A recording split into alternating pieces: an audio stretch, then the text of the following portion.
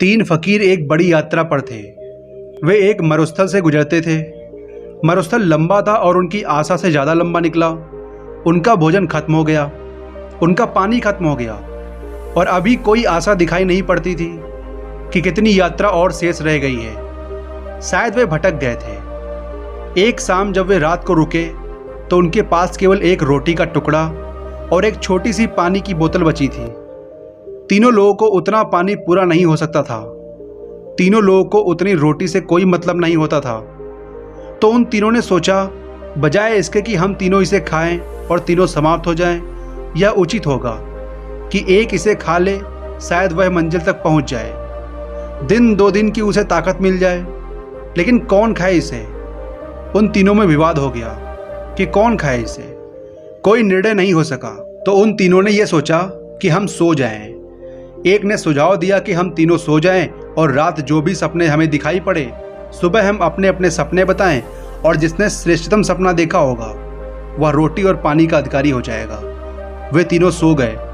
फिर सुबह दूसरे दिन उठे।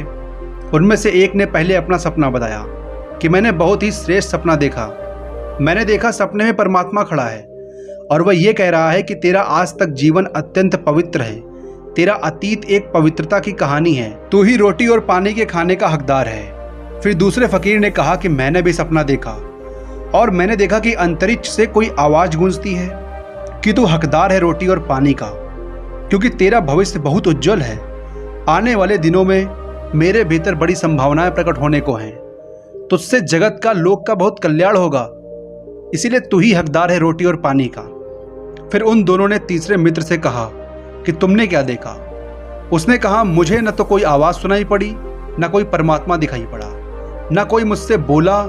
मुझे तो मेरे भीतर यह खबर आई कि तू उठ और जाकर रोटी और पानी ग्रहण कर ले। तो मैं उनको खा भी चुका हूं। ये तीन फकीर हैं। इनमें एक अतीत की कथा को श्रेष्ठ समझ रहा है, दूसरा भविष्य के आने वाले दिनों को, लेकिन एक वर्तमान के क्षण को ही जी लिया है, जी चुका है। आनंद के अनुभव को वे लोग उपलब्ध नहीं होते जो पीछे लौट कर देखते रहते हैं। वे लोग भी नहीं जो आगे की सोचते रहते हैं। केवल वे ही लोग जो प्रतिक्षण जीते हैं। प्रतिक्षण जीवन में जो भी उपलब्ध है, प्रतिक्षण उसे पी लेते हैं और स्वीकार कर लेते हैं। इसे इस बात स्वीकार कर लेते हैं जैसे इसके आगे कोई क्षण नहीं है, जैसे इसके आगे कोई जीवन नहीं है, जैसे यह अंतिम निपटारे का क्षण है। जो पीछे लौट लौट कर देखते रहते हैं उनके वर्तमान का लक्षण हाथ से छूट जाता है। जो आगे आगे सपने देखते रहते हैं उनका भी वर्तमान का लक्षण हाथ से छूट जाता है। ध्यान रहे कि वर्तमान के क्षण के अतिरिक्त किसी चीज का कोई अस्तित्व नहीं है, इसीलिए वर्तमान में जिएं।